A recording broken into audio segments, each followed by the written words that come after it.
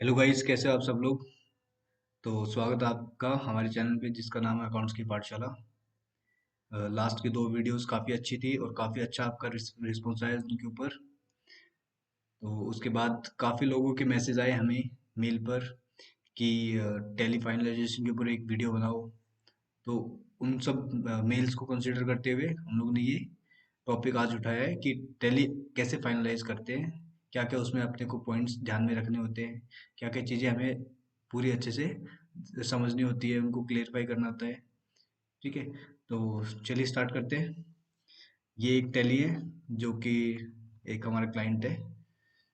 उसकी टैली हम basic overview देंगे आपको, कहाँ कहाँ से आपको कौन सी चीज़ों का ध्यान रखना है।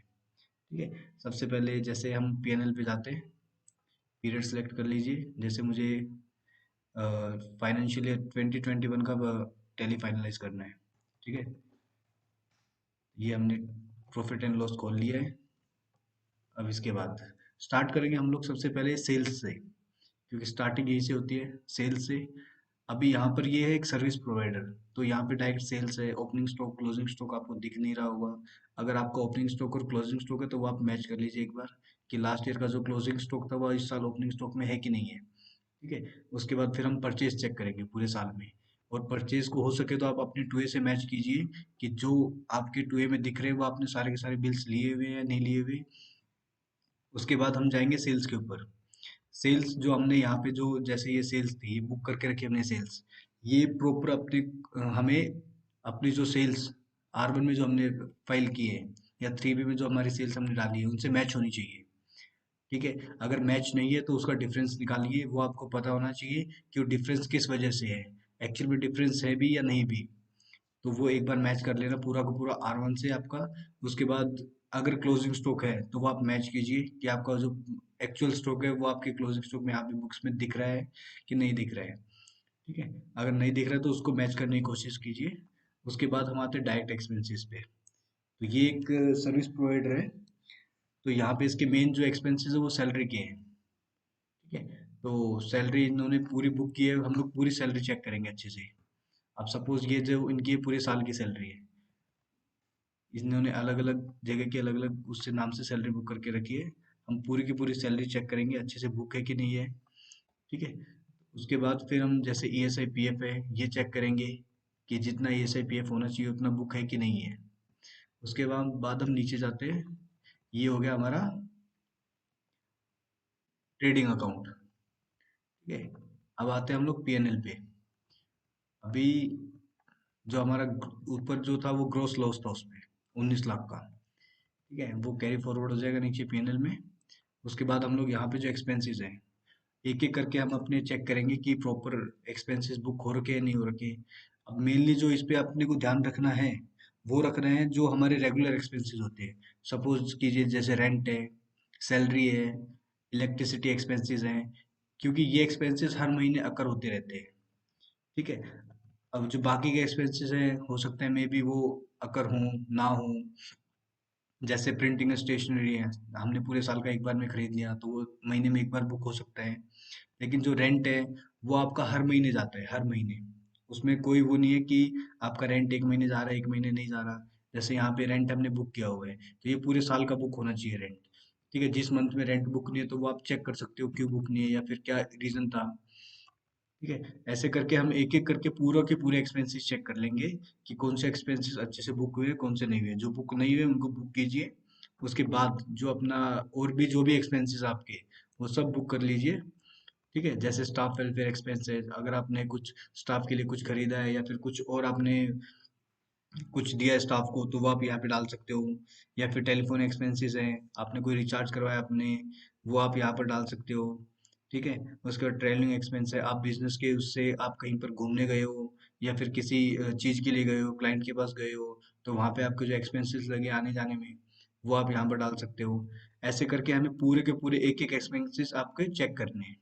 ठीक है, उसके बाद डेप्रिसिएशन सबसे मेन पॉइंट है। डेप्रिसिएशन ईयर के एंड में पूरा प्रॉपर अच्छे से लगा हुआ कि नहीं लगा हुआ। रेट वेट सब चेक करना है डेप्रिसिएशन का, ऐसा ना हो कि रेट उसका कुछ है और आप लगा कुछ और रहे हैं। ठीक है, ये आप एक बार अच्छे से चेक कर लेना डेप्रिसिएशन, क्योंकि बहुत इंपॉर्टेंट पार्ट होता है ये। उसके बाद यहाँ पे जैसा हम देख पा रहे हैं इनको नेट लॉस हो गया है पूरा का पूरा 23 लाख का नियर अबाउट है। ठीक है, तो ये हो गया इनका पीएनएल का पूरा हम लोग चेक कर लेंगे। उसके बाद हम लोग जो अगला पॉइंट आएगा बैलेंस शीट। तो बैलेंस शीट में स्टार्टिंग करनी है हमें, सबसे पहले सस्पेंस देखने हैं। कोई सस्पेंस तो पेंडिंग नहीं है हमारा, क्योंकि जब तक सस्पेंस पेंडिंग है आपकी बैलेंस शीट या पीएनएल आपको कुछ भी फाइनल नहीं माना जाएगा। ठीक है, तो सस्पेंस की एंट्री जितनी भी है वो आप सबसे पहले क्लियर कीजिए। उसके बाद आप आते सन्ड्री क्रेडिटर्स पर। ठीक है, तो क्रेडिटर्स आपको सारे के सारे जितने भी हैं उनसे आपको लेजर स्टेटमेंट मंगानी है और उनसे मैच कीजिए। अगर आपका डिफरेंस है तो वो क्लियर आउट कीजिए, उसको टैली में ठीक कीजिए। उसके बाद वो आपकी फाइनल मानी जाएगी और उसका और उनका और आपका क्लोजिंग बैलेंस दोनों सेम होना चाहिए। ठीक है, तो वो आपको एक एक करके जितने जितने भी आपके क्रेडिटर्स हैं सबका चेक करना है। कोई भी ऐसा ना हो कि आपका आपकी उस बुक्स में कुछ और बैलेंस है, उनकी बुक्स में कुछ और बैलेंस है, तो आपको एक बार मैच कर लेना है। उसके बाद आते हैं हम क्रेडिट डेटर्स पर। ठीक है, सेम आपको डेटर्स के साथ भी करना है, जितने भी आपके डेटर्स हैं सबकी स्टेटमेंट मंगवाइए। उसके बाद उनका जो बैलेंस है वो आपकी बुक से मैच होना चाहिए। अगर डिफरेंस है दोनों के बैलेंस में तो फिर उसको क्लियर आउट कीजिए कि क्या डिफरेंस है, किस कहाँ पर गलती हुई है। ठीक है, तो वो आपको एक बार चेक करना है। तो ये हमारे मोस्टली मैच है डेटर्स। ये एक दो हैं जिनसे एडवांस में हमने हमारे पास पैसे आए हुए हैं। ठीक है, उसके बाद हम चलते हैं आगे अनसिक्योर्ड लोन्स पे। जैसे ये लोन्स है, ये कंपनी के डायरेक्टर से लोन लिए हुए हैं, तो ये unsecured loan from the company directors है। ठीक है, अगर आपके में कोई लोन है तो आप डाल सकते हो यहाँ पर। उसके बाद हम जाते हैं ड्यूटीज एंड टैक्सेस पे। तो यहाँ पे जो मेनली हमारा होता है जीएसटी पेएबल, प्रोफेशनल टैक्स या फिर आपका टीडीएस की पेमेंट अगर कोई पेंडिंग है, जो पेएबल है जो आपको पे करना है, वो होते हैं इसमें। ठीक है, जैसे हमारे यहाँ पर एएसआई पेएबल दिख रहा है, तो ये अभी कैसे है ना, चालान हमने एडजस्ट नहीं किए तो उसकी वजह से पेंडिंग है। खाली बुक होके रखा कि इतना पे करना है, इसके लिए पेएबल दिख रहा है, तो ये अभी एडजस्टमेंट करनी बाकी है इसकी। सेम ऐसा पीएफ के साथ है। ठीक है, ये भी अभी एडजस्ट करना बाकी है। जब इसकी एडजस्टमेंट की एंट्री हो जाएंगी तो ये लास्ट में जो मार्च का पेबल होगा सिर्फ वही बचेगा। सेम यहाँ पर है। ठीक है, यहाँ पर मोस्टली बुक हो चुका है, एक दो महीने का पेंडिंग है। वो होने के बाद जो मार्च का पेबल होगा वो आपका बच जाएगा। तो हमें मोस्टली फोकस करना है कि जो एक्चुअल बैलेंस हो वो आपको लास्ट में यहाँ पर दिखे। ठीक है, अब जैसे ये 194 जे टीडीएस, टीडीएस की पेमेंट हुई थी लेकिन ये अभी तक हुई नहीं है। तो ये मे भी हो सकता है अप्रैल में हुई है तो उसकी वजह से पेंडिंग है, या फिर हो सकता है एक दो पेमेंट ना की हो उन्होंने तो वो उसकी वजह से पेंडिंग हो सकती है। ठीक है, उसके बाद आते हैं प्रोविजंस में। प्रोविजंस में मेनली होता है जो आपकी ऑडिट फीस पेबल है। ठीक है, सैलरी पेबल है, जीएसटी पेबल है। जैसे अब ये सैलरी है, मोस्टली क्या है, मार्च की सैलरीज है ये, जो अप्रैल में पे होनी है, जो कि अप्रैल में पे होंगी। तो लगभग 19 लाख के करीब आपको अमाउंट दिख रहा होगा। तो ये सब की सब जो है मार्च की सैलरीज है। या फिर हो सकता है कोई ऐसा अनएडजस्टेड अमाउंट हो जो अभी तक एडजस्ट नहीं हुआ है और जिसको एडजस्ट करना है, ये हो सकता है वो। जैसे अभी ये देख रहे हो आप, ये मार्च की सैलरी पेएबल है। ठीक है, तो ये आपको अप्रैल में पे, जब आप पे करेंगे तो वहां पर ये इसका बैलेंस क्लियर हो जाएगा, नील हो जाएगा। तो इस टाइप से आपको पूरी सैलरीज का लेजर चेक कर लेने हैं जो आपके एक्चुअल हैं। उसके बाद जीएसटी पेबल पे जाते हैं। अभी जीएसटी पेबल दिख रहा है हमें नियर अबाउट 1,38,000।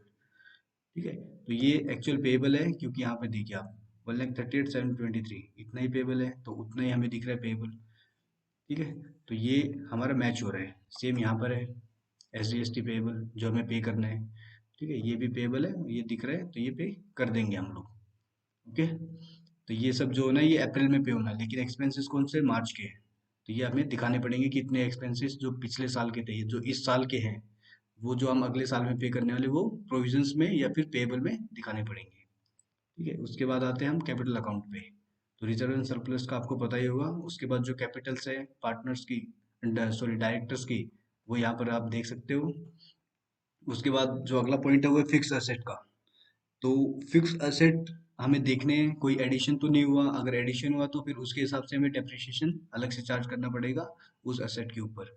ऐसे सेम जैसे ये है, इसमें हम लोग चेक कर लेंगे एक एक को खोल खोल के कि अच्छे से डेप्रिसिएशन लगा हुआ नहीं हुआ, लगा हुआ है कि नहीं लगा हुआ, जो एक्चुअल बनता है डेप्रिसिएशन की कैलकुलेशन ठीक से की हुई है कि नहीं की हुई। ठीक है, उसके बाद जैसे मोबाइल फोन पे जो डेप्रिसिएशन लगना था वो लगा कि नहीं लगा। उसके बाद हम आते हैं डिपॉजिट्स पे, हम आते हैं करंट एसेट्स पे। ठीक है, इसमें डिपॉजिट्स, अभी जैसे ये रेंट एडवांस दे के रखा है हमने, जिससे हमने शॉप ली उसको। तो ये हमारे हो गए डिपॉजिट्स। ठीक है, तो ये इन फ्यूचर हमें वापस आने वाले हैं, इसलिए हमारे कि ये करंट एसेट्स के अंडर है। ठीक है, लोन्स एंड एडवांसेस, अगर हमने किसी और को लोन दिया हुआ है, एडवांस दिया हुआ है किसी चीज का, या फिर हमने अपने किसी क्रेडिटर को एडवांस दिया हुआ है कि पहले पैसा ले लो, लेकिन हमारी जो है जो हमारी गुड्स है वो आप बाद में ट्रांसफर कर देना, तो वो यहाँ पे आ जाएगा लोन्स एंड एडवांसेस में। उसके बाद सन्डरी डेटर्स का पॉइंट मैं पहले ही क्लियर कर चुका हूँ। उसके बाद आते हैं कैश इन हैंड में। अब कैश इन हैंड में हमारा जो मेन जो होता है कि हमारे जो बिजनेस करते टाइम हमारे जो इन हैंड कितना पैसा है वो होता है। ठीक है, ये आपका पूरे साल में कभी भी नेगेटिव नहीं होना चाहिए, क्योंकि अगर ये नेगेटिव होता है तो ऑब्वियस सी बात है कि आपके पास पैसा नहीं था लेकिन आप फिर भी खर्चा कर रहे हो। तो जब तक आपकी जेब में पैसा नहीं होगा, आपके पास पैसा नहीं होगा, तो आप खर्चा कर नहीं सकते हो। तो ये हमेशा डेबिट साइड में या डेबिट अमाउंट होना चाहिए इसका। अगर कहीं पे भी आपको क्रेडिट दिखता है तो मतलब आप कहीं ना कहीं आपने अकाउंटिंग गलत की है। ठीक है, तो इस पॉइंट को आप बिल्कुल क्लियर रखिए। उसके बाद चलते हैं नेक्स्ट पॉइंट पे। बैंक अकाउंट्स ये आप मैच कर लीजिए। At the end of the year आपका जो बैलेंस है वो बैंक बैलेंस से मैच होना चाहिए। जो बैंक की जो बुक्स है उसमें और आपकी बुक्स है उसमें, दोनों में अकाउंट बैलेंस दोनों सेम होना चाहिए, जो क्लोजिंग बैलेंस है। ठीक है, उसके बाद जो नेक्स्ट पॉइंट आता है वो है टीडीएस। अगर आपको टीडीएस रिसीवेबल है या आपका कोई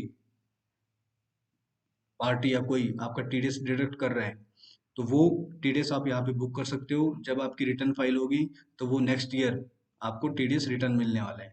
ठीक है, तो वो आप देख लीजिए, आपका अगर कोई पेंडिंग टीडीएस है या फिर टीडीएस डिडक्ट हो रखा है, वो आप यहाँ पर उसको चेक कर सकते हैं और उसको नोट भी कर सकते हैं। ठीक है, जैसे ये हमारे टीडीएस बुक हो रखा है, हर मंथ कुछ ना कुछ टीडीएस बुक है, तो ये लास्ट में टोटल इतना हो गया। जब हम रिटर्न फाइल करेंगे नेक्स्ट ईयर, अगर हमारी इनकम टैक्सेबल नहीं है तो ये हमें पूरा का पूरा रिफंड मिलने वाला है। तो जब भी रिफंड आएगा तो ये एंट्री एडजस्ट हो जाएगी। ठीक है, अब ये आते हैं miscellaneous expenses, pre incorporation expenses. जब स्टार्टिंग में जब कंपनी बनती है तो उस टाइम पे जो एक्सपेंसेस होते हैं वो होते हैं प्री इनकॉर्पोरेशन एक्सपेंसेस। मतलब कंपनी बनने से पहले जो एक्सपेंसेस हुए हैं वो होते हैं ये। तो मेनली हम लोग इनको राइट ऑफ करते हैं 3 साल या 5 साल में। तो जो भी इसका राइट ऑफ का है, जैसे यहाँ पे हम लोग 3800 से राइट ऑफ कर रहे हैं, तो टाइम पीरियड हो सकता है उसका 3 साल या 5 साल जो भी है, वो उसके हिसाब से होगा। उसके बाद पीएनएल यहाँ पे आ जाएगा आपका प्रॉफिट एंड लॉस। जब आपका पूरा पीएनएल फाइनल हो जाए, आपकी बैलेंस शीट फाइनल हो जाए, तो उस टाइम पे इस पीएनएल को हम लोग उठा के रिजर्व एंड सरप्लस में ट्रांसफर कर देंगे। ठीक है, जिससे आपका रिजर्व एंड सरप्लस का अमाउंट बढ़ जाएगा। जैसे अभी 8,34,000 है, तो ये हम ट्रांसफर करेंगे 23 लाख इसमें, तो ये हो जाएगा आपका लगभग लगभग 31,000 के करीब, 31 लाख के करीब हो जाएगा, सॉरी। ठीक है, तो ये था हमारा मेन जो था, कैसे हम लोग को टैली फाइनलाइज करने हैं, क्या क्या पॉइंट्स ध्यान में रखने हैं। ठीक है, उसके बाद भी अगर आपको कोई इश्यू आता है तो आप हमें मेल या फिर मैसेज करके आप हमें पूछ सकते हो। ठीक है, अगर आपको वीडियो अच्छी लगी हो तो लाइक और सब्सक्राइब करना बिल्कुल मत भूलिएगा। Thank you.